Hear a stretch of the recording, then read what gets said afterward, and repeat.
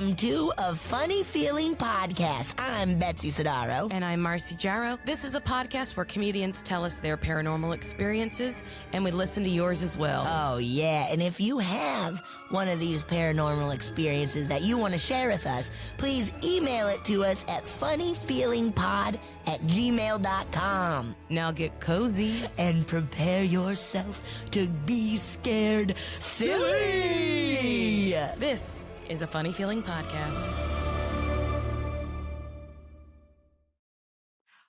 Betsy! It's been violent, but I'm excited. I've been sneaking into your house at night, whispering in your ear. It's so while you scary. Sleep. You didn't know that. I'm so pumped. I met them at that ghost story slam that happened last October, and their story blew my mind. So please welcome Ivy Sunderji, who is a TV writer, producer, professor at USC, and an evidential psychic medium. Whoa. Welcome, Ivy. Thank you so much for having me. I'm so excited to talk to you. Betsy, meeting you at that panel was the highlight for me. So I just have to say, nice. And I gotta say, your story was the highlight. It was. It's so good. Betsy has been talking about this for almost a year that you needed to come on. So thank God it's finally happening. Yes, it's happening.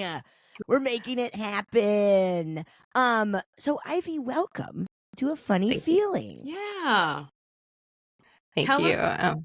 So tell us all what an evidential psychic medium really means, too. Yes. Okay. Yeah. So I didn't know for a long time until this story happened to me. I didn't know that mediums were real. And then it turned out I was one. Yes. And the way this crazy story sort of showed me what it is. And I'm actually making a whole podcast series and maybe docuseries about all the evidence that convinced me, and also how to understand what evidence looks like for a medium in a medium reading. Cause I didn't know. And so it's when you go to a medium and they tell you stuff, it's there's so much stigma around the topic that it's hard to know, are they frauds? What are they doing? Are they just making this up? Are they just making good guesses? Are they researching you ahead of time? Right. Are they planting microphones around and recording you secretly? Oh my God. It turned out they're not doing that. They're just they're clairvoyant or clairaudient, or they're a mix of clairs is the word. And through those things that you see in your mind's eye or you're hearing in your mind's ear, you get all this sensitive bits of information, pictures or names, and they're evidence of the communication of a consciousness outside of yours that's trying to talk to you. And you're sort of as a medium, you're medium just means in the middle, so you're a translator of these subtle impressions and images coming through. Sometimes they're not that subtle, but sometimes they are. For me, I feel I'm sort of the Amelia Bedelia of mediums. So if you've ever read that children's book, it's very literal, kind of. You're gonna stamp those envelopes with your feet. it's very literal. Sometimes can I swear on this podcast? Yes, you can do whatever you want. Like say the craziest shit. A good example of how they're evidential. I've used this before, but it's worth repeating. Is I kept seeing in my mind's eye to when I give medium readings to people now, but I kept seeing in my mind's eye a hard dick, and I was I can't say that to this person I'm giving a reading to. It was the person's name was Hardik. It was an Indian name, and if I had said it, I would have given them this incredible piece of evidence, and I chickened out, and I said I was I see they have a lot of love for you and are very full-hearted. That's so funny that you could kind of that not only did you not trust yourself, but also trust the message, but to be now I'm kind of getting the message wrong because of it. Right. No, that's actually, I would say a lot of times when I get the message wrong is when I have I question myself or I get anxious. Right. Or that's so then I'm just funny. I clam up and I'm just oh God, I don't really trust what I'm seeing. It can't be right. And the other side's not trying to hurt anybody. I don't think the other side is at all malicious. Everything I've experienced as a medium is to try to help. So I'll start there. And so it's and when they're giving evidence, they're just trying to say you can trust this. Right. Yeah. That's funny that it's kind of a puzzle too. Like it feels very much like, remember Mickey's 40s where they would have the little puzzles on them? Anybody drink those in college? Yeah. And beyond? Yes. Where you are like putting it together and you're like, oh, behave. Okay. There's a B, like, and yeah, Exactly. getting that hard dick being like, oh, Hard okay. dick is What do so we got? funny. Did you, Ivy? I guess we could kind of get into it of like, what do you believe in the paranormal, or or did you believe before you started kind of having these moments of like, oh my God, I'm a medium, dude? Like, where did it started and where are you now? So I would like, I want to say I was like closeted as a medium. Like I was in, my mom is like, you had to like come out as a medium. And like, she, like the only metaphor she could find was like the repression of like people about their sexuality. It was like the only analogy she could think of that like spoke to the shame and trauma I had of telling people. Like I was not a believer at all. Like I was like, I grew up in a fundamentalist Christian community with like literalist creationists who would like the earth is 6,000 years old and every word of the Bible is literally true, which is like really confusing because it contradicts itself. So like it's like, yeah, you feel like gaslit by that a little bit as a child. And I was like, I was like, that can't be true. So I just was like, God isn't real either. And like I was like, we die and we're dead and that's it. And I was like, I would call myself like, you know, when like some people like repress something in themselves and then they like hate the thing they've repressed. Mm-hmm. No. Yeah. Like, no. No. Yeah. Like I was that of like mediums and spirituality. Like I hated it. I was like, none of that woo-woo bullshit for me. Like get your crystals away from me. Get your like blood moon ceremonies, like, and your witch crap away from me. I just like didn't want it. Like I was like, please keep it away from me. And then it turns out like, jokes on me because like I'm a medium, so now I do it professionally. And like last thing I ever would have expected to do with my life or my time, but here we are. How was your family when you were like, I'm a medium, dude? Like your mom, was she like, yeah, I mean, of course we knew. Like oh no. So like my mom's a college professor who teaches critical thinking for a living. And like my grandfather was a physicist on the Manhattan Project. And like, he was like a college president. And like, like I'm a professor and like, we're all pretty skeptical and had a lot of church hurt. I like that. Like I wrote on the show Greenleaf for 5 years. And like, I just wrote all my like anger at religion into the show. And like, I was like the critic of the church. And I was just like, this traumatizes people. And like so like I had like a lot of anger at religion. And like, I sort of thought like anything spiritual was like the same thing. Cause I just couldn't like, I like locked that door so tight in my brain that I like didn't even want to think about it. And my mom was like really traumatized by like organized religion. Like like she had like 3 children. We grew up in like rural Idaho and like she had like 3 children by the time she was like 25. And like, like motherhood was just sort of like forced on her kind of, I guess is how I would put it.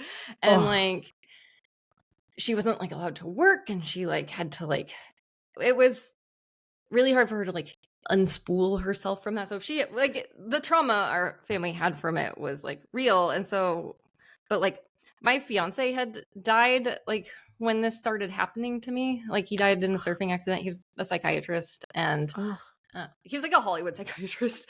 And like, so like all these famous people in Hollywood like went to him.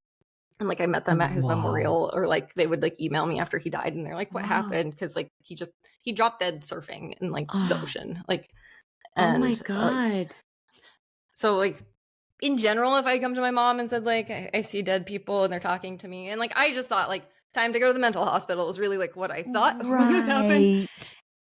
And my mom, but because I was grieving, she was just like trying to be nicer about it than she maybe otherwise would have been, if that makes sense. So she thought for a while it was just like a weird thing I was doing to like cope with grief, even though it was like it was unnerving what was happening to me. And like, it has helped me cope with grief in the big picture. But when it was happening, I was like, not only did my partner die, but I also, my worldview and my sense of self was also like sort of like taken away, if that makes sense. That's gotta be so intense. Sorry, go ahead, Marcy. Well, I was just thinking like that when you are broken open like that it in a way I could see how that might start changing so much in you, because your idea of reality is shattered when you lose someone like that. And then you can feel adrift and and off-centered in a way. So that that makes sense to me. But God, that's so sad. I'm so sorry. Thank you. Yeah, it was like during the pandemic, and like he literally like left to go surfing and just never saw him again. Like I didn't get to see his body or anything afterwards, because like the police found him, and like they took him to like, before I even knew, like we weren't married, so like I didn't get like any of the like rights of like a married couple to like even see him. So like he just disappeared basically. And like, I mean, I have his ashes, or I had his ashes, so we like scattered them, but he left and came back in a box. And like, wow. It's just gone. Oh my God. Now, and yeah. Is this a part of the story that or is it? Because I don't know. I wasn't there with Betsy, so I'm not 100%. Oh yeah, yeah. Oh, so will the you story tell the story? The story's crazy. It's so nuts. It's so nuts. And it's like there's so much to it. Like I'm like, there's a whole podcast to make about like all of the like evidence, because like I have so much that's like written down in like emails to the police. So I got involved in a true crime case as a medium. I'm not a true crime person, by the way. Like I like rom-coms and like like the movie like Up in the Air. Like that's like my favorite movie is like yes. I just like darkly funny comedies, and like or like Nora Ephron movies, or like there's like some movie I watched a lot last year called like Undercover Christmas that was about like a rom-com about like an FBI agent who like takes a cocktail waitress home and like witness protection, and she gets like and then they fall in love. That's perfect. That's so good. I love that movie. It's not a great movie, but it's like really fun. I'm watching it at Christmas for sure. That's my set point. I don't like icky things. Like I'm like creep. Like I don't like gore. I don't like violence. I don't think I'm not like a voyeur of violence in the way that like true crime sort of makes. So I like wasn't looking to become involved as a medium in a true crime case. But so my fiance Jahangir, he was I took his last name after he died. So like I'm not Indian. I'm like a white lady with an Indian name that I like took as like a way to remember him. Yeah. But so Jahangir died, and I started hearing him talk to me, and I was like, well, I need to be on like some kind of antipsychotic. And like he was a psychiatrist, and so I was like going to tell his friends who were therapists and like telling them like what was happening to me. And like, but when I would go talk to them, they would be like, oh, well, if you hear voices in your head, apparently they first ask like, what are the voices saying? Like they don't just immediately hear like, you hear voices in your head, you're crazy. It's like they'll actually say like, well, what is the voice saying? Whoa. Which is a good question, actually. Yeah. Like, and like as a medium, I like deal with this a lot. Actually, like I'll have people who hear their dead loved ones in their head and they're afraid they're crazy, but their dead loved ones are just saying like, I love you, and like keep going, and like really like not being like light stuff on fire. Right. So like if a voice in your head is like promoting violence or harm or making you paranoid or like making you feel like unsafe or like making you feel like you should like hurt yourself or someone else, that's like probably not from the other side. That's probably like something that needs to be medicated. Like I'm not a doctor, but like my understanding now is like, and if you like believe that voice over your own rational mind, and like I was going to therapy and I told my therapist about it. She's like, well, the fact that you're skeptical of what's happening and you're not sure and that you don't just like trust this voice in your head is like a good hallmark of mental health. And I'm like, really? Thank you, but really? And also, I guess even questioning it is a good sign too, to, you know. That's what they said. So it was sort of like, I was hoping there'd be a medication that would just shut it up, because I was like, I can't cope with this. And it turned out that there isn't. And they're like, this is just a weird problem you have to live with. And I was like, so like my fiance died. I was like writing the finale of a TV show the day he died, and like I was busy with work, and then like our show didn't get picked up, and like I was like looking for work, and like that's when I applied to teach at USC. Actually, was like right after he died, and like I got a job teaching there, but like I taught screenwriting there, but cool. Like the therapists I was talking to who knew him, who I was like, let me just tell you things. They were like, oh, you're telling me about like my dead dad and how he like died, and like that's my dead friend, and like that's my dead dog, and like just things that were like evidential is like in the word. And so people just kept telling me like, you're a medium, and I was like, I don't think that's a thing. And then I wrote a whole memoir about this that isn't published, and like who knows if I'm hoping it gets published someday. But Yes. it like, so it tells this part of the story in more detail, but like basically like I thought Jahangir was talking to me, and I didn't believe him, and he kept saying like, go to a medium, go to a medium, go to a medium, go to a medium. And finally I was like, well, I guess like, oh, and then we had gone to couples therapy when he was alive, and like I didn't like our couples therapist very much. Like she wasn't a good fit, and like she was just like, she was too blunt, and like I like a therapist who's like nice to you. Like, and is like good. I like supportive therapy where it's like they'll tell you stuff, but they don't make you feel like now you have like another. Like I'm hard enough on myself. Like I don't need more like stigmatizing labels. I just need like what to do. Right. And like she was very much into like throwing labels at me, and so I didn't like her very much. And she said she went to a medium right after Jahangir died because she believed in mediums, and she's like, he came right through. He said he's having a good time. He's like likes learning everything on the other side, and like he feels bad for the other guys in the water who like saw it happen and tried to help, and like he was fine and didn't suffer. So and, like, he like really, really wanted to connect. Really badly for like a lot of reasons I didn't understand then and do sort of now, because like he helped me stay in my house. Like I would have lost my house if like I hadn't listened to all of this, and like I got to keep my house thanks to him, because like it was his house, and like he helped me figure out how to like talk to his family about it in a way that like I'm still here in my home, and like he gave me other like practical help that I really, really needed after he died, because like I was not equipped for like life on my own. Like we had an interdependent relationship, and like I just wasn't, and like the rug got pulled out from my feet at work at the same time he died, and like I was in a bad precarious spot, and like I wouldn't have been okay if like there hadn't been like really just like divine intervention on my behalf.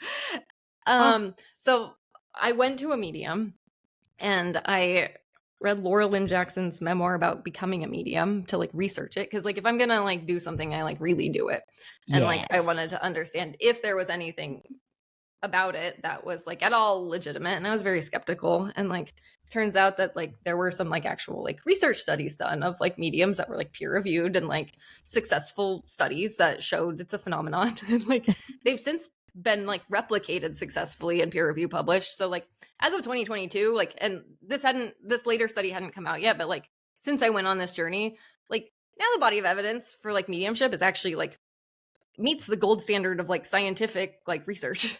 So and like no one talks about it because like it's stigmatized. But so like I did my research. I found like a medium who's used in research. I went to her.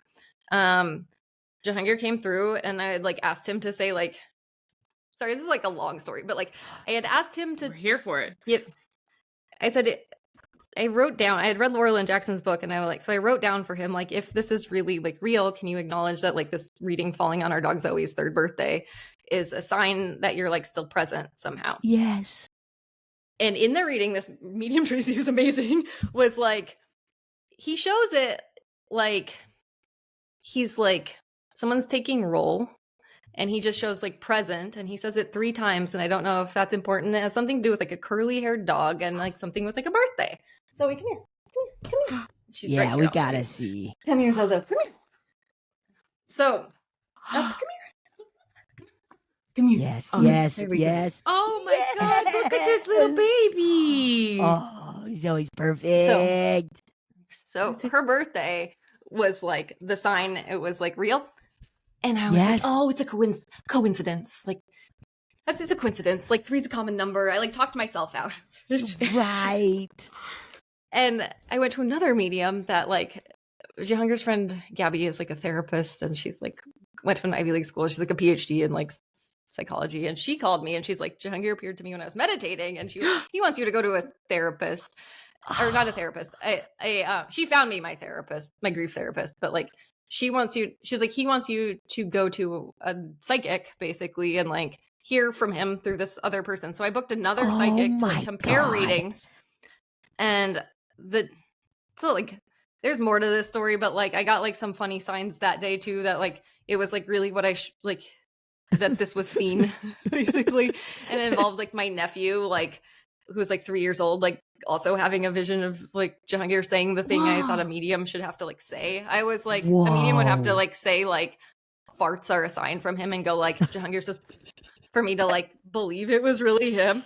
And my nephew told my sister this, like unbeknownst to my sister. Like my sister didn't know I was like saying this to my mom, and she just called me up and she's like, Ivy Clayton's doing the funniest thing right now. He says like Jehangir's here, and that he's like mooning everybody, and he's saying like Jehangir says over and over again. Oh my God. That made me book like the other medium basically, and I was like, I'll compare the readings. And I read like Leslie Kean's like Surviving Death, which like the Netflix series was based on, and because she had said like compare 2 readings, because that's sort of like journalistic confirmation then if like the same things come through too. Right. So like I asked him to like say the same things in like 2 readings, and he did, and I still was just like that's so much like playing hard to get. Yeah. I am the biggest skeptic, and then went to I went to a gallery reading with James Van Prague, where it's like there are 500 people there on Zoom, and like I got a reading from him, and he said the same things again in that reading, and like my mom was there. She's like, well, there's no way not to believe this now, and I was like, I still don't know, and like I wasn't sure. And so finally Jehangir showed up with this little girl. He like appeared with this little girl. Mm-hmm. And I had seen him like walk down the street as like a ghost once. Like I had seen him like out in the room, and I was like, I'm not okay. He's and I coming at you on every level of just like, I'm visiting you all the time. Like, whether you like it or not, like I am here. And like, I mean, it's a complex thing. He did all these things to show me, but like he showed up one night. I think it was the night before I had an interview to teach at USC. Like, actually, like he showed up with this little girl who looked like a Olsen twin, and she was like, I'm missing. No one knows yet. Draw my missing person photo, and like said the name Kayla, and she said all these like details about like, she's like, Daddy did it, and like they showed me like this picture of a stone fence with like a tree and this like dog on this stone fence. And like, so I went to Dartmouth, and like I worked as the editor-in-chief of a literary magazine named Stone Fence. So like right away I should have thought like, okay, it's New Hampshire, because like my biggest association with like Dartmouth is like the stone fence, and they were showing, went over my head. I was like, I think she's in Iowa. And they said the last name Montgomery.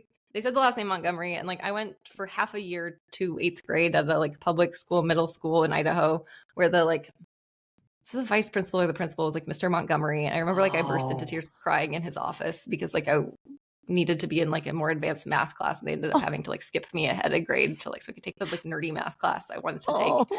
And, like so like they said like Montgomery, and I was like, okay, I think she's in middle school. No, her last name was Montgomery, it turned out. Oh my God. Wild. So I drew her missing person photo like that she showed me, because I was like weirded out by all of this, and it was like so like strange that I felt like I was like, okay, if there's any chance that this is real, and I'm very skeptical, but I was like, I care about this like terrible thing that's happened. Like she showed me like what happened to her. She was like choked and like hit until she died, and she was like very sweet, and like she just like was like she had like a lovely energy, I guess, and like very peaceful, and she just was like, please help. And like if someone says please help, and like you have any kind of heart, like even if it's weird, like I was moved enough to draw her picture, even though I felt nuts. And then I heard this story the next day, like this podcast randomly started playing on my phone. Like it was like just, I didn't pick what it was. Like I had it set to play a podcast, but it picked itself kind of. And it happened to be with this medium named Jennifer Brazier, who she works with this organization, Find Me, that mediates between the police and mediums to help find missing people. And I was like, maybe I should maybe I'll email Jennifer and like ask her about this. Yeah. She nicely like got on a Zoom call with me. I had to go to like my interview to teach at USC like while this was happening, and like I got the job. So yes. And like so then I like to start teaching like a month later, and like teaching like graduate students how to like write screenplays while I was like, okay, dead people are talking to me. Wow. And I don't know what to do with this. And then I also started having clairvoyant visions about Ghostbusters during this time also, and like seeing something weird at the Oscars with like Ghostbusters at the Oscars. And I was like, my ex-boyfriend like worked on the Ghostbusters movie, and like I was like thought it had maybe something to do with him. I didn't know. And he had a dead dad. And like I wasn't sure, but I like messaged him about it at one point, and he's like, I don't believe in any of that crap either. And he's just like, I think he sent me like that like woozy face emoji. He's like, and he's a really sweet person, but he just wasn't into it, which I understood. But so that was happening. I talked to Jennifer. She also felt like this girl was around, and like we got like a bunch of information about like what happened. Like I wrote down this like long list, like her case was lost across state lines, like that, like it had something to do with like too many mouths to feed. The family was like homeless. There was something about like her body in a pizza freezer or something at a pizza restaurant. Like that's like the nuttiest, strangest, like most specific details of like where her body was, like what happened. They kept saying there was something to do with Ghostbusters with this too. This actually like pays off later in the story, but like the Ghostbusters were just like an evidential detail. It wasn't like no one did anything bad from that group of people. That's a nice group of people. But it's just like, it's like a name synchronicity kind of. And like, I kept hearing like something about like Davenport, like it's near Davenport. I didn't know what any of these things meant. We tried to tell the guy at Find Me about it, and like they couldn't match it to a case. So I was like, well, Jennifer heard it too. Oh, and Jennifer was like, it's going to take time. And at the end, it's going to wrap up with like a big bow on a present. And I was like, okay. Whoa. I really didn't know what any of that meant. But so this was like in the fall, and then coming up in like December, January, like it was like the anniversary of Jahangir dying, and like he died right during like right before the Capitol riots. And like Betsy, I remember the panel you were like that frozen like... in the funniest face. Oh, am I frozen? Oh no, I'm moving on mine. No, it's fine. But you're like this. This story blows my mind. Yeah, that's how she looks now. And now you're frozen in it. There we go, Riverside. Like I didn't know the Capitol riots had happened for 6 months, because I was like so sick from grief. And you're like, that sounds like someone at the Capitol riots would say. It was like the funniest thing ever. It was like so funny. Were you there though? Be honest. Just kidding. I was not. I was like, I had grief diarrhea. Like I was busy like at home, like being very sick to my stomach for a very long time from grief. Like that's my default reaction to everything, is I just get diarrhea. Like anything stressful, I'm just like, all right. Me too. Excitement, nerves, happiness, anger. Like anytime I have like a good date, I'm like gonna go like it's terrible. It never goes well. But so I'm all over the place. But we got to, it was like a year after Jahangir died, like right to a year. Like I went to Mammoth with my family, and like I was like sad as shit. And my sister Amy, who had like survived a paragliding accident like right before Jahangir died, and like that whole story is also crazy. Like she had like a near-death experience that like she told me about later. So like she also was like, yeah, I think there's an afterlife. Oh my God. She was like, Ivy, that girl you drew a picture of is in the news. And I was like, you're joking. And she's like, her name's Harmony Montgomery. So I had heard the name Kayla. And I was like, there are a lot of like, they only report about like missing white girls. So I was like, there's probably gonna be someone with a last name Montgomery who's like a white girl who's like missing at some point. And she's like, well, it's in New Hampshire.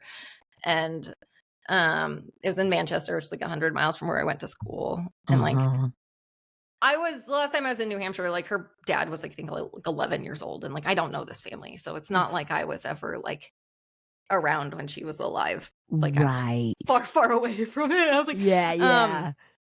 But I was like, looking at the case and like all these things that I had heard sort of like were uncannily accurate. Like I had seen her case got lost across state lines, which was true. Like she got, like her mom was in Massachusetts and her dad was in New Hampshire, and she was in like this like custody situation and ended up in New Hampshire, but like no one had like checked to make sure she was in school, which was what she had told me. And like kept hearing there's like a problem with like too many mouths to feed. And like her stepmom, Kayla, so the name I had heard was her stepmom, who turned out to be like the main witness in the case, had got arrested for perjury with like food stamps fraud because she had kept claiming like Harmony's like food stamps after she was dead.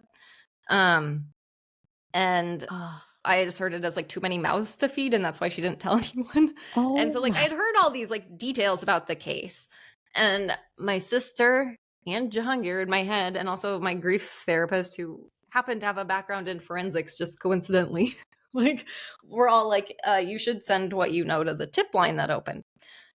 And I was like, no. I was like, I don't want to call. I was like, I'm a professor at USC. And I was like, I know like psychics like flood tip lines for missing persons cases with like random crap.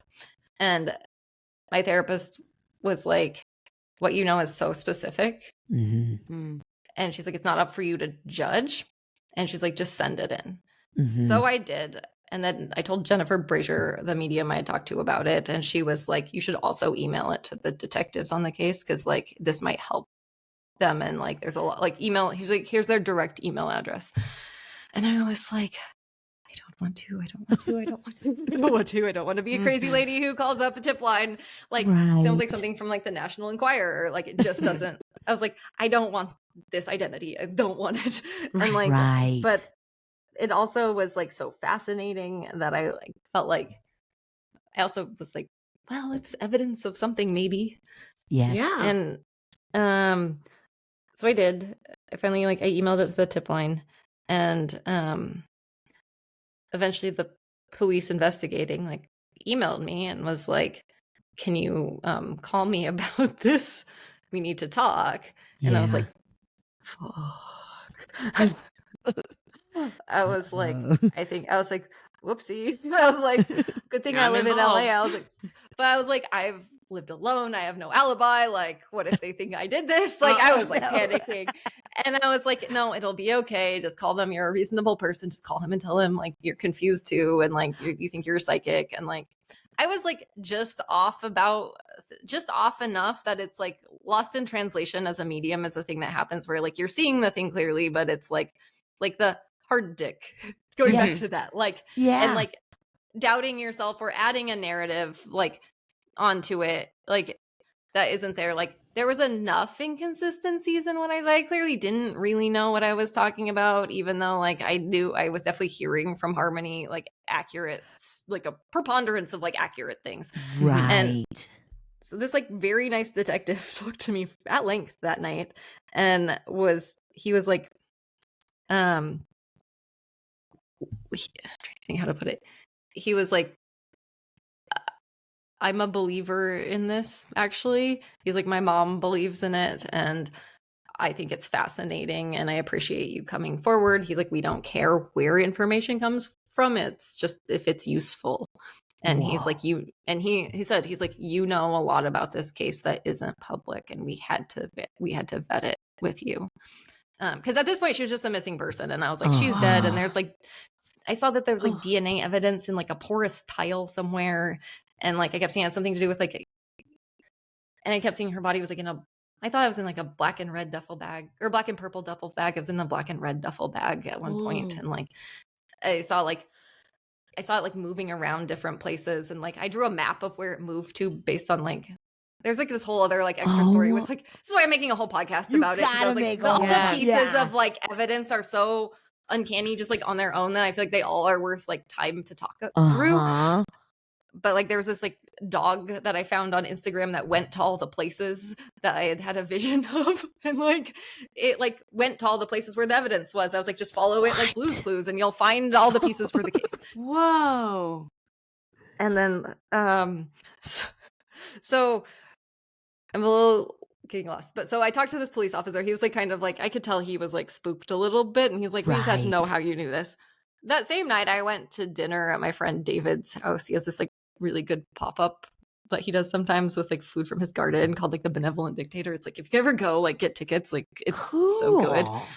I think they actually do it in like an actual venue now. So it used to be in his like front yard, but awesome. I was seated next to a man named Haley at this dinner, and I was talking to him, and I was like, "Oh, what do you do?" And he's like, "Oh, I'm an actor." And I was like, "Oh, you're the I see dead people kid from The Sixth Sense." And I was like, "You probably get that a lot." Oh and my he's like, God. "I do." And I was like, "Sorry." And he's like, "No, it's so okay." funny. He's like, "What do you do?" And I was like, "Well, it's funny. I think I actually do see dead people. And like, I have a dead psychiatrist like following me around talking to me, but like, I know he's dead. And like, I'm not the one who's dead." And like, so funny. And like that, the sense of humor in all of this is like, I think by design. And like, so over the summer, they like, this was in May of like, I think 2022. And like over that summer, they were like doing their investigation. The police were, and like I kept hearing more from like Harmony about the case, like as the investigation was unfolding. And like I saw like where the food stamps fraud stuff was, and like who to interview, and like the names of people. And like I heard names, I heard details, and like as the case was unfolding, I just like kept hearing things. So I kept emailing them to the police. So I have this like incredible record of emails with the police. And at one point, like my mom's friend, who's a sheriff, like got freaked out on he's a deputy sheriff. He got like freaked out on my behalf that the police had talked to me, and he's like, "I need to call the police and tell them you're not a suspect." So like he talked to the police on my behalf, and like he's actually like doing the podcast with me that I'm making. So like we're going through the evidence together, because like he actually knows he talked to the police too on my behalf, and like he's willing to like come forward and say like, this really happened as she's saying it. Awesome. Which I think is helpful, and like he's really good to talk to about all the evidence, and like is helping me sort of make sense of what happened. Yeah, that's so smart. So he's really kind and helpful. Like the police were kind to me. But then in like, God, it was in October. At this point, I like had started, people had like heard about me as a medium. Like, yes, I had gotten asked about like other missing persons cases by like therapists, and like I had people coming to me for readings, and I had this one woman come to me. I had two people come to me who had a friend, Denise, who was killed by her fiance, and like her body was not found, and they like prosecuted it without finding her body. And the week that happened to me, the police were bringing charges against Harmony's dad finally. So she had said like daddy did it they finally like charged him, even though they didn't have her body. Like they had like evidence then from like the ceiling tile where her body had been kept in a trash bag, which I had seen like there were like bodily fluids in this like porous tile. And there were, it's so it's, and like, so, and this is where the Ghostbusters thing comes in, is like the DNA analyst who like testified at the trials, last name was Aykroyd, like Dan Aykroyd. That's funny. That is so funny. It was accurate to the case. And like, I think it was on Ivan Reitman's birthday, weirdly. It like said like Elm Street in the sky over my house, or my sister's house. It was over my sister's house. And I kept hearing that this case was like a comedy of horrors, like the Nightmare on Elm Street. Like Harmony like it turned out she like died on Elm Street, and also like her dad did put her in like the walk-in freezer at the restaurant where he worked, and it was like on Elm Street. So it really was the Nightmare on Elm Street. Jeez Louise. That is so grotesque. It's so, what they did to her was like it's so horrible. And like the human tragedy in this, like I don't like, I also want to tell those details because they're so compelling. Yeah. Yes. As like evidence, but I also just like, this is a real family that went through like a horrific tragedy. Yeah. The way they handled it is like unbelievably terrible. Like there's so much grief and trauma mixed up in this case, and I just don't want to like, I'm not telling those details to be sensational. I'm telling them to like, it's evidence of an afterlife, and I think that would have helped stop this from happening. Yes. But so they brought charges that week. It was like in like late October.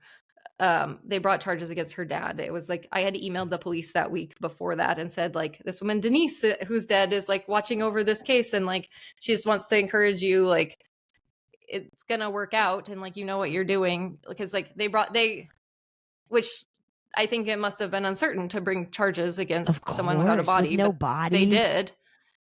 But like just the synchronicity of like the same week I had this medium client who was like saying like, there's another case where this did happen. Yes. And I didn't know they were bringing charges that week. That's the thing, is like I would get these evidential things and sent to the police, and then it would come out in the news. They were doing things in tandem with like what I was seeing, and I felt like I don't think I helped solve this case or anything. Like the police did a good job investigating, but they validated for me that I'm a medium in this case. Yeah. And then so like at some point in all of this time, like Ivan Reitman died, and like I don't remember when it was, but like he died in like I think February, and like the Ghostbusters vision I had about the Oscars, like I kept seeing like Ghostbusters at the Oscars, and like I had I had messaged my ex-boyfriend, and I was like, I think maybe Ghostbusters is gonna win a VFX Oscar. Like they didn't. I was wrong, but like I was seeing the In Memoriam tribute, like I like remote viewed it kind of. Yep. Whoa. And like that's so nuts. Oh, and so then like in all of this, like Ivan Reitman started appearing to me. like also like, and like I had worked for like the show I was working on, my showrunner was also working on a Ghostbusters movie with Ivan. So like I had talked to him a few times about I was like there. Yeah. Like we were all on Zooms together. Like, so like he knew me. It wasn't like I was like, and like we have such similar names that like I would get his emails sometimes on accident. And like Sony would call me up and be like, you have to please delete that Ghostbusters script off your computer. Like, please, that wasn't for you. Like, which I already like, sold it on the black market. And I'm like, these are my colleagues. Like, I'm not gonna like, I was like, I'm not gonna like, I have so many friends who like work in that world. Like that's a world that employs a lot of people I care about. So it wasn't gonna like screw anyone over. And like, I had read drafts of this script to like help develop it on like just out of like a professional courtity to like, you know how writers like share drafts sometimes and give notes. Like I was a trusted person, and so it wasn't a big deal that it got sent to me, but the Sony didn't know that. And like but like, so Ivan Reitman appeared to me the day he died, also as like more evidence, I guess, because like it wasn't in the news yet, but I suddenly just felt like he was around talking to me, and like I was like, God, I'm going crazy. So at what point did you start just accepting this for yourself? This is a good question. So I wrote a whole book about my journey to accepting it. I had more crazy experiences with like other dead people coming through and telling me things. Like Ivan Reitman played a bunch of like practical jokes on me when I was like teaching at USC that were like really funny. It's in my book. Like I'm like, he added like a needed like note of levity to things, and like he was like the voice of like, even though it's terrible, there needs to be comedy in this. Like he's, and like weirdly him appearing and telling me like evidential things like felt like part of, I was like, it wasn't one thing, it was like and then I tried to go on this trip to like Italy to like get away from all of this. Like I booked this like group tour of Italy with this like podcast host that I like to like wrote like books on like linguistics, and like I had like found her through like, I don't remember how, like a producer of a show I was developing like had me listen to her podcast, and I was like, I'd love to go to Italy, which is a bunch of nerds who were like talking about writing. Jason Raymond's assistant like happened to come along as a guest on the trip at the last minute as like the host's guest, and it was like an unexpected thing. And then like I was like talking to her on a hike, and I was like, I was like, what do you do? And she was like telling me, and I think I like spit out my water as like I was just like not expecting like to hear like, I was just like, there were too many like uncanny like synchronicity things that happened over and over and over again, and it was like I was just being like, it was like making it so on the nose that like you couldn't like ignore it. And I was like trying to ignore it, and they're like, no, you have to pay attention to it, and like we'll even send this person to Italy where you're trying to like escape from it. You're not like, getting away from it. Yeah, pretty much. And then I still was like, it's not real.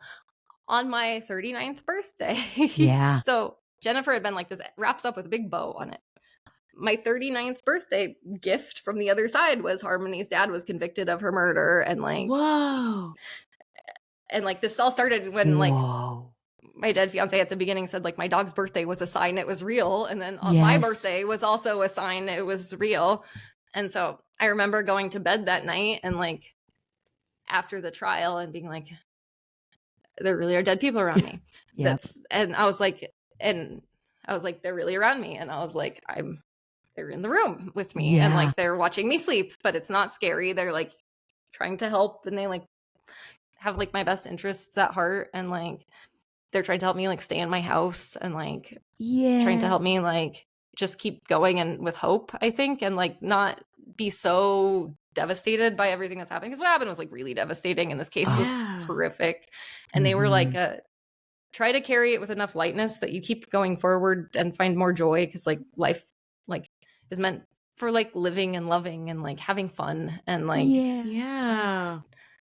and so it ended up I felt like the night of my 39th birthday when I went to bed after seeing that guilty verdict in the case and like it really was like the case was like so evidential. I was like it was enough to convict someone of murder without a body. That's how much evidence I had. And I was like, if it's enough to convict someone of murder, it's enough to like believe it's probably true. And all these studies had come out in the meantime that had like sort of like from like an empirical standpoint sort of like buffered my own anecdotal experience. I was like, I have to just accept that this really is a real thing that's happening to me. And it sounds strange. And I'm like, it's really like no one really expects. I mean, I think it's really funny because like Ghostbusters are kind of like the ice agents of the supernatural world a little bit. And they're like coming for like all the ghosts and like rounding them up. Ghosts mess around. Come on, putting them in like a too small of a thing. Yeah. And like, I mean, I love those movies and like they're funny and it's like, but it's like the fact that that's who is like coming through to like be one of the messengers of like this is real is like really funny. And like so it's come packed up with comedy like the whole way through, so like that's also why I'm excited to like come talk to you about it because I was like there's a comedic element to this that I feel like is needed in the conversation because it's like you need to take the evidence seriously but then don't let it be so serious that like you become a depressing boring asshole. And it is like you are able to now help so many people both still living and on the other side now. Like and bring people joy and stuff like and like closure and stuff, which is gigantic. Which like when people are looking for that, it's helpful. And like the boundaries with like dead people has been like a hard thing for me. Like because like I mean it's made dating a nightmare. Like it's really? like what's one of the worst things? Oh my god. Oh no, this is a whole story on its own. But like so when I was in college at Dartmouth, some of my like friends on my floor told me I was like white trash, and she's like, "You're my first white trash friend," and I was like, "Cool," and I was like, "Really?" It like really hurt my feelings. And but so on like Halloween that year, I dressed up as a slutty trash bag for Halloween, and I made it like a slutty dress out of a trash bag as like to like own it. And I like met this like really nice guy who was like an alum of the school who like came back for like alumni weekend, and we like hooked up. Well, he was there and he was like 28 and I was like 19, and like he knocked me up on accident. And like it wasn't 28-year-old doesn't do it on accident. It's your responsibility. No. Like I will say like I understand it like looks maybe sus, but like he used a condom and it broke. Like he actually did. Okay. So truly an accident then. It was truly an accident. He tried to take me to CVS to buy Plan B, but I was like so I thought that was stigmatized. I didn't take it. I like threw it away because I was like anxious. I was like, it's abortion. Then I actually had to get an abortion. And like, so like he tried his best to like be nice and help fix it. And like, he's a really nice guy. And he also thought I was a senior because I lived in the senior apartments, and he thought I was like 22 and like going to be graduating soon. And then he like took me out to a bar after like, the incident. And like, I was like, I can't buy drinks. And he's like, what do you mean? And he's like, I'm only 19. And he's like, what? like he was like a very honorable, decent man, and like just like sweet and funny and like a lovely guy, and like we just were like in different stages of life, and like but so I blocked this out because it was like getting an abortion was traumatic. Like he was lovely, but like the abortion was traumatic. So one of my medium clients who I met through Maureen, whom Betsy and I both know. Yeah, Marcy knows Maureen. We love Maureen. Oh yeah. Okay. So I met Maureen through like a guy I was dating on Raya after my fiance died. And like Maureen was like the best thing I got out of like that experience. Yes. And Maureen introduced me to this like actress who was like, I want to set you up with somebody, and like you two, she's like, it just popped into my head, like I'd given her a medium reading, and like she's like, you two, you and this guy would be great. And I like, she showed me him on Instagram, and I was like, oh my god, he's so hot. And I was like, I want to go out with him. I was like, there's no way he's single. And like she like asked the like person in the family who was like trying to set him up with someone, and it like turned out he was dating someone at that point. But then like he was like, so I went one night, I skipped teaching at USC to go see like Ghostbusters Frozen Empire for like the friends and family screening, because like one of my friends invited me to it. And like he had come to USC that night, this like cute guy, to like talk about like a project he was doing, and I like missed it. And so I was like, this is a good excuse to like slide into his DMs and see if he's like dating anybody. So like I DM'd him and was like, he's like the world's most common name, and it's like he's like a Ken doll. Like he's not, his name isn't Ken, but like we could just call him Ken. Like he's like, he looks like a Ken doll.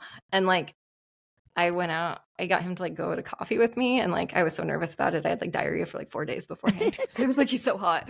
And like I was like so late because I had been like just like I was so nervous, and like I was like so late to coffee, and I sat through it and talked to him for an entire coffee.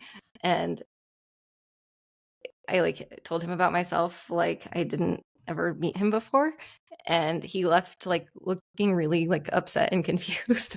And I was like, afterwards, like Jahangir and his dead mom came through and was like, you've met him before. And I was like, and then they kept showing me like, his mom kept showing me like, first she tried to like show me like a, like I thought she was saying like, he thinks you're a hoe, because she kept showing me like a gardening hoe. And she was trying to show me like the slutty trash bag Halloween dress. It was that guy. Oh my god. way. And he was like too nice to like, I think he was like, why are you not acknowledging? He like clearly like showed up trying to like talk about it. Because like, and like he was like there trying to be like a good guy. And I like, it went over my head because I was so nervous because he was so hot. But his dead mom has been haunting me. Oh my god. And like she snuck some things into my book too. Like she sort of, I had finished writing my book the week before I met him for coffee. And like, there's this like whole like weird and inexplicable thing I had seen in the book that I wrote about, like something about like the world's longest CVS receipt. And there's like all these details that were like about this guy. And I didn't know what it was. And it was just like a funny download I had gotten. And I didn't know it was about him. And like, so, but this weird thing had happened when he was alive. When my fiance was alive, like we had gone to this like comedy show. Can't believe I'm telling all of this on a podcast. We had gone to this comedy show at the Comedy Store, and we went there, and like for some reason Jason Reitman was there in the audience, and so was this guy, and they both work in the film industry, and they look they don't look the same, but they like Jahangir didn't know who either of them were, so like I think he got them confused because they were both in the audience at this like same comedy show. And like I fell asleep in the audience during this, and like one of them took a picture of me sleeping, and I'm pretty sure it was the guy who knocked me up. Whoa. But Jahangir thought it was like the other one, and like it's like for some reason Jahangir's like, Jason Reitman took a picture of you sleeping at a comedy show. And I'm like, I'm pretty sure he didn't. And then he pointed to some man in the audience, and he's like, yeah, he's right there. And I was like, that's not Jason Reitman. And so I was like, I just thought like Jahangir was fucking with me, but like I'm pretty sure it was this guy.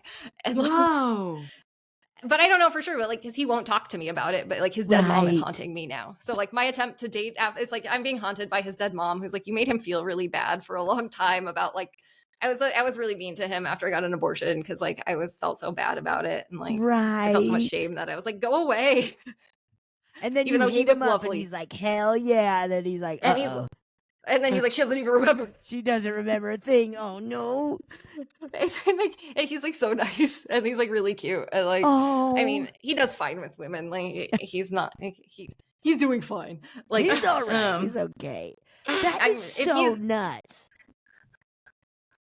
But so like his dead mom is around me. She showed up like on his birthday, like 2 years before this, to like talk to me, and she said all this stuff.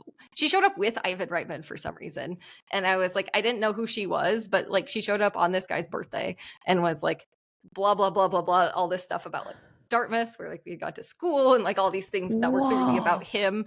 And I like, my mom wrote it down, so she has this in an email, and like it's like all these things are like documented. Yeah. But like she was like definitely trying to like, they must have like seen this coming, this like comedy of confusion, and like I don't know. Like, I don't know why, like I feel like Ivan Reitman was like trying to help be the ambassador of like let's help you smooth over this really funny, terrible thing that happened with this very nice young man who, like, I don't know. I don't know.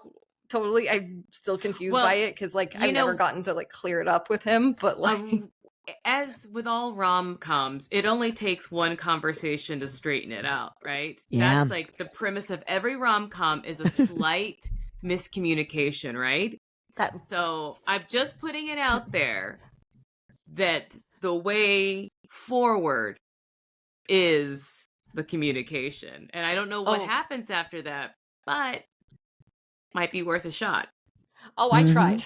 Oh, you did? Did you? Yeah. I tried. I texted him and I was like, my writing partner made this joke in the script we're like taking out soon to like try to sell about like, he calls them textastrophes, because like I will write, like I have ADHD, so I will write really long text messages sometimes to people, and I textastrophed this poor man about all of it, and I was like, I'm so sorry, I'm so confused. I was so confused, but like I was confused for a long time. Like it took me months to sort of like. So this poor man got like this stream of.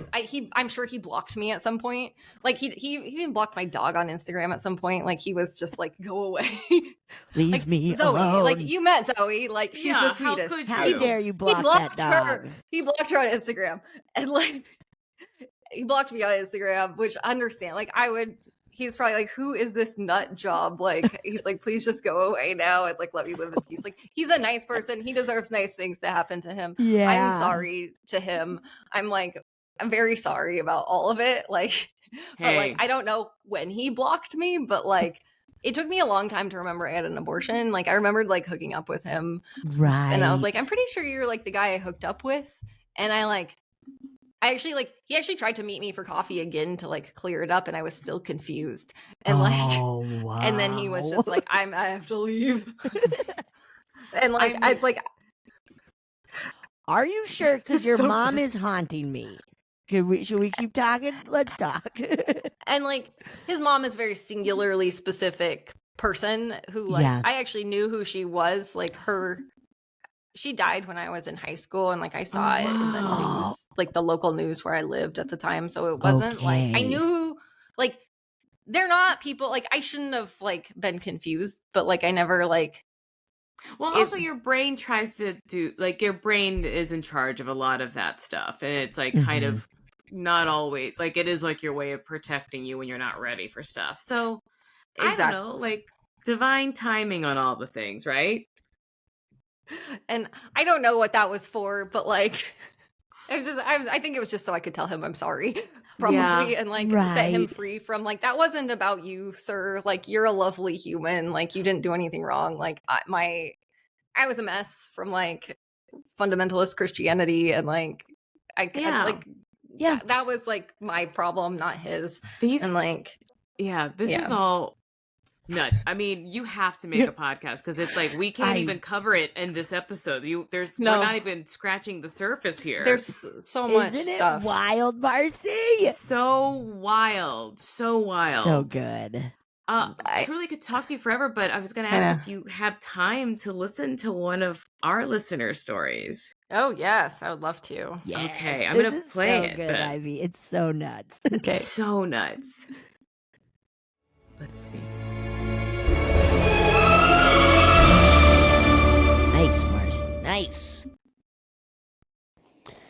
Hey Marcy, hey Betsy. I want to tell you guys about some scary stories. Yeah, my name's Hattie Max. You know, Xander. I'm 9 years old. Oh my I gosh! listen to you guys in the car every morning before I go to school. And basically, the first story, the first experience, it's not a story, is I wake up in the middle of the night, right? And I see this red glow coming from my hallway, and like, I start to see a figure walking into my room, and I'm like, oh no, I'm scared. And then, like, I see that it's my sleep paralysis demon Timmy. He's really skinny and tall, and he has this evil grin on his face. Yeah, that's Timmy.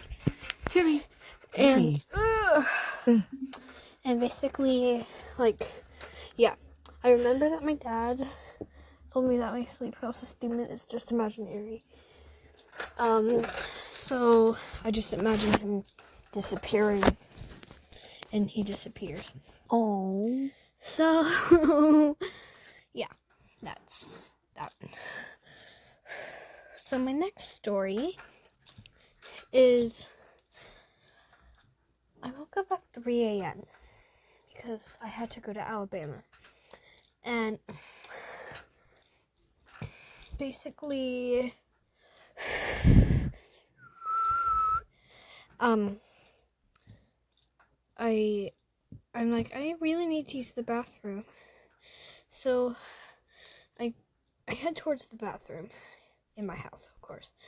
And I'm like, and I hear a scary sound coming from there. It's like a thud or something. And I'm like, you know what? I'm just gonna use the bathroom when we get to a gas station. And basically, in Little Rock, I see this little girl walking down the sidewalk. Then a couple hours later, like, we're driving really fast for some reason. And basically, like, we're in this gas station to use the bathroom. And I see the little girl there. And, like, she couldn't have moved as fast as our car, but, I remember that it's the same little girl from the sidewalk, which was really creepy for me. But, yeah, nothing really happened until we left, and until we got there too. So, when we got there, I saw this pale face looking at our car. And, I'm obviously scared because, yeah, it's creepy. And basically, yeah, we go in, and I remember at one gas station, I got an Ouija board. And, like, I woke up really late at night to use it. And I asked if there was anyone there, and the thing spelled YES. And I'm like, nope, I hate that. So, yeah, that's, oh yeah, the next morning I wake up and the little girl, like, it's sunrise, legit, and the little girl is playing on the beach with her friends, and I'm like, nope, I hate this. And yeah, I don't really remember anything happening after that. Bye, guys. And don't shit your pants. Yeah. We're such bad influences. Oh no! Wow. Wait, this is such synchronicity too about, like, I know. Oh my little God. Yeah. That's I'm like, wild. oh my. This Yeah. is Like, you can't plan that. I No. did too, because I don't listen to them before, so that's wild. I don't even know what to think, Ivy. I do. I mean, as much as I know what to think about any of this, like, I'm like, well, don't be scared of like the dead people because they're not trying to terrorize you. And like, I have sleep paralysis too. I have like weird sleep disorders. But they're trying, like, if it's a girl on the beach, like that sounds like a nice thing. The Timmy sleep paralysis demon, I'm concerned with, but I do love Dad's idea of like telling it to go, or that imagine it going away, and then like that's so cool, and it's working. So it's like that's great as long as that's working. Yeah, it left, and now there's a little girl playing on the beach instead. Like, so it's like if it comes through in a scary way, just say like that's scary, and like I want it in a nice way, and like. Because like they're there, but they like don't want to scare you, and like they're there to like say like we're around and like but we're friends, and like this kid's clearly like having experiences of some kind, and like but like they need to learn, like this is like a thing. It's like we have collective trauma around supernatural experiences, and we like make horror movies about them, and horror movies are great and fun, and like but they're just for fun, and like spiritual experiences that are authentic are like they come from love and like lateness and like joy, and they're here to like uplift us. So I don't think like this kid needs to be afraid, even though it is, but it's, you can say it's too much, and you can say like go away to the scary things and show it to me in a nicer way, and like they listen. Like I feel like that was a boundary that got respected. That's so cool. I like that. Also, like like I said, we're bad influences, but thank you. I love that people are listening at that age, and also like being so cool and articulate too. Like yes, that was delightful. Ivy, please let us know when your podcast is out there, because I know that people could probably listen to hundreds of hours of you. That's so nice. It's called Finding Harmony. It's very on the nose named. So. Perfect. Perfect. And is it launched yet? Not yet, right? Not launched yet. We're started recording, and like we're working out like how it's gonna work, kind of still, but like hoping to launch it pretty soon. This will this will come out probably like September, October. So maybe it'll be. I'm so excited to listen to it. Me too. Ivy, tell people where they can. Is there any place that you want them to find you in the meantime to follow you for these updates and stuff? Yeah, I'm on Instagram at Ivy Sunderji. It's IVY_SUNDERJI. Or I also have a website, just like ivysunderji.com. You can also find me on Substack and TikTok. And you do like readings and stuff, right? I do readings. I'm expensive for a medium compared. I'm not like super expensive, but I'm expensive for psychic readings. I'm pretty cheap for medium readings, if that makes sense. So like, oh, cool.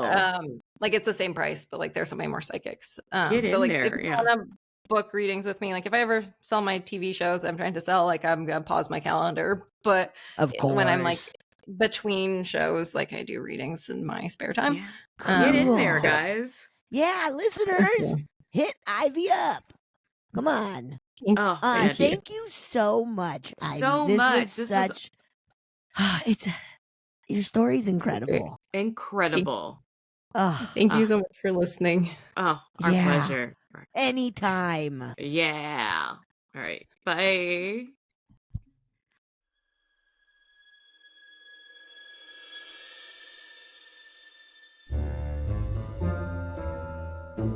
Oh, yeah. Thank you so much for listening to A Funny Feeling. If you have a paranormal experience that you would like to share, please send us a voice memo, or you can email us just a letter at funnyfeelingpod@gmail.com. I'm Marcy. I'm Betsy. And don't shit your pants.